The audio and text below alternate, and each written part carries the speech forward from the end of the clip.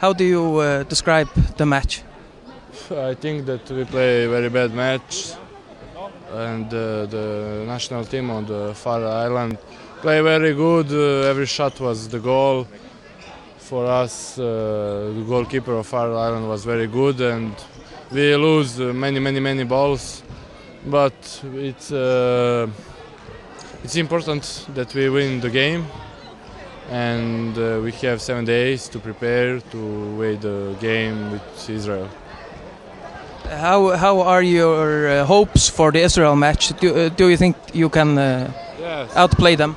Yes, here on Faroe Island they don't come 7 or 8 player, but it's normal, and I think that we will go like to Israel and like favorites and win the game, win in Serbia, and wait the qualification the June for world champion in Zagreb.